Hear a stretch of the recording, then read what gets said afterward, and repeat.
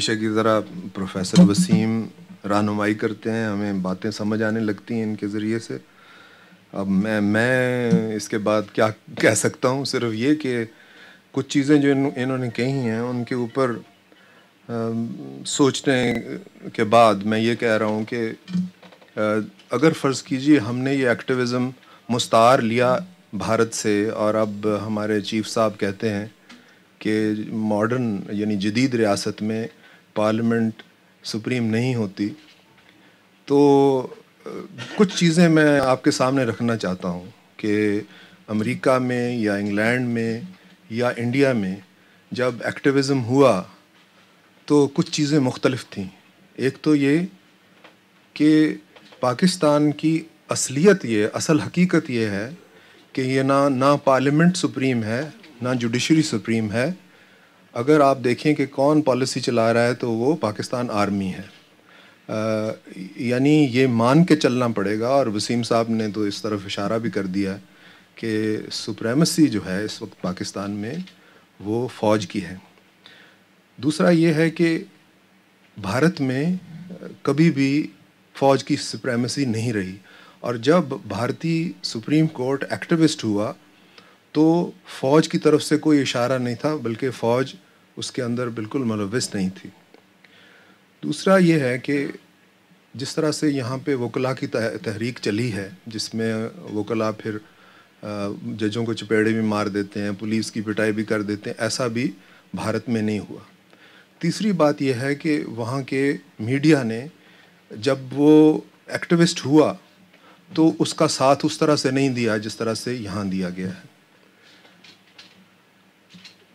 اگلی بات میں یہ کروں گا کہ وہاں کا جو انٹلیکچوئل کلاس ہے اس نے بھی بھارت کی کورٹ کی ایکٹیویزم کو اس طرح سے ساتھ نہیں دیا جس طرح سے یہاں دیا گیا ہے. یعنی وکلا حضرات جو وہاں کے بہت بڑی، مثلاً جو کتاب گاڈ بولر نے لکھی ہے ایکٹیویزم کے اوپر، اس نے تمام چیزیں جو ابھی وسیم صاحب کہہ رہے تھے وہ درج کی ہیں. مثلاً اس نے کہا یہ پاپولزم جو ہے یہ خراب کرے گا آپ کو، اور اس کی سب سے بڑی جو ہتھیار ہے وہ سو موٹو ہوتا ہے. اور پھر دو چیزوں کا انہوں نے کہا کہ آپ کو ختم کرنی پڑیں گی. ایک آربیٹر ڈکٹم، یعنی عدالت میں بیٹھ کے واہی تباہی بکتے رہنا.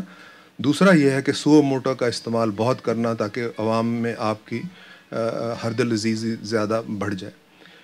یہ چیزیں بھارت میں بالکل مختلف تھیں.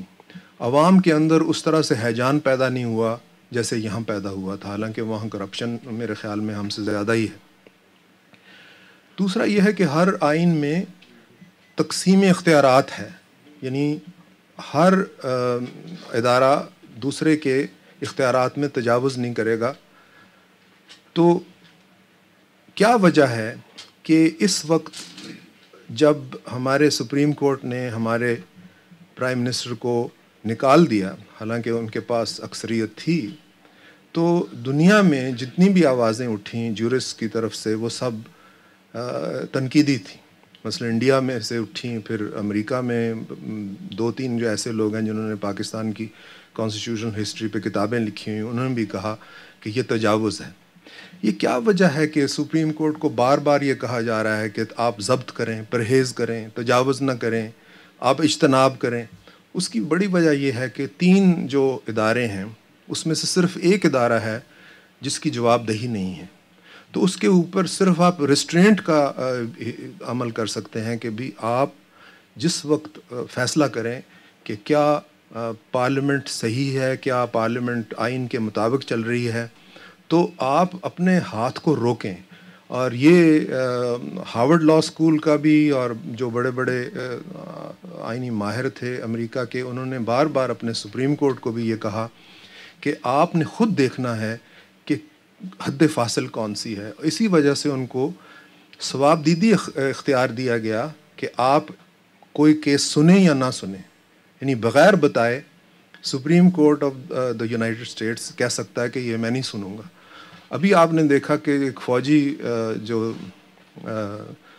چیف تھا انڈیا کا، وہ سپریم کورٹ میں گیا اور سپریم کورٹ میں اس کیس نہیں سنا.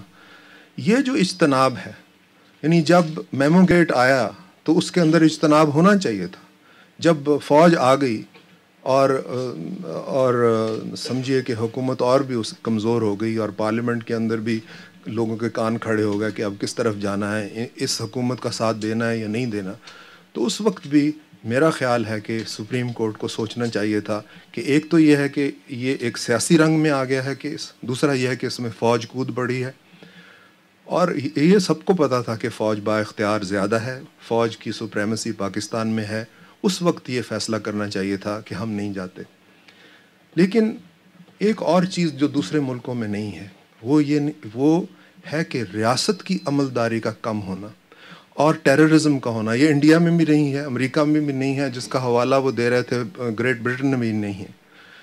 اگر یہ ہے تو پھر طاقت پارلیمنٹ کی کم لامحالہ ہوگی، کیونکہ جو وہاں پہ سیاستدان ہیں جیسے وسیم صاحب نے کہا وہ ڈریں گے.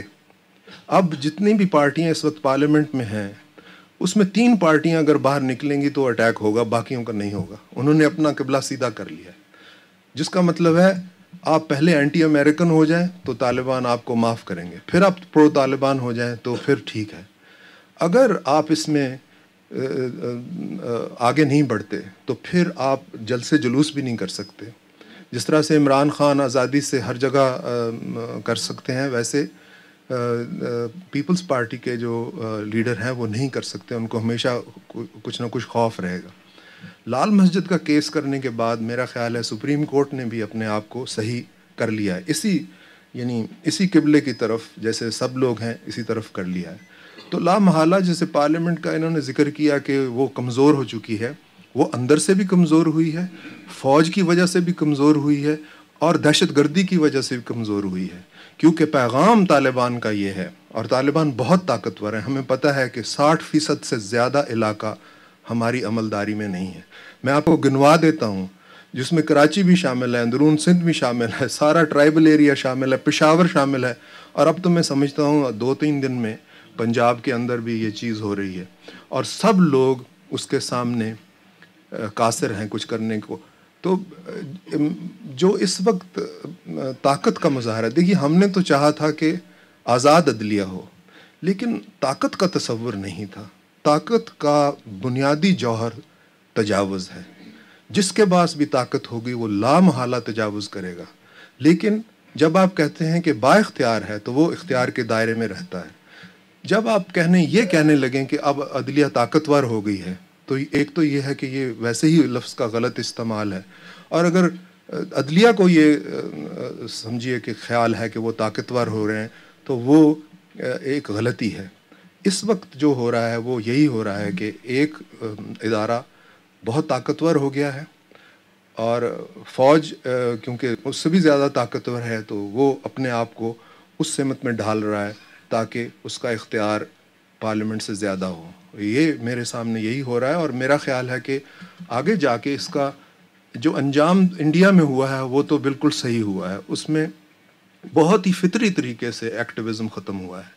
خود بخود ججز نے تقریریں کر کے، جس میں کاٹجو صاحب بھی ہیں اور دوسرے ایک آنند صاحب بھی ہیں، انہوں نے بڑی اچھی طریقے سے سپریم کورٹ کو روکا کہ آپ تجاوز نہ کریں، کیونکہ آپ کی جواب دہی نہیں ہے، آپ کا محاسبہ نہیں ہے، اس لیے آپ کو اپنے پرہیز کرنا پڑے گا، اپنے اوپر قید و بند لگانی پڑے گی. انڈیا میں تو یہ صحیح ہو گیا، پاکستان میں کیسے صحیح ہوگا؟ میں سمجھتا ہوں کہ ایک کوئی سانحے کے بغیر نہیں ہوگا. یہاں پر یہ طریقہ کار یہی ہے کہ ایک رجحان چلتا ہے، پھر وہ ایک بہت بڑا سانحہ ہوتا ہے، کوئی ٹریجڈی ہوتی ہے، تو پھر اس کے بعد صحیح ہوتا ہے. اور میں آپ کو بتاؤں کہ یہ جو ٹریجڈی ہونے والی ہے اس کے عوامل سب ہیں.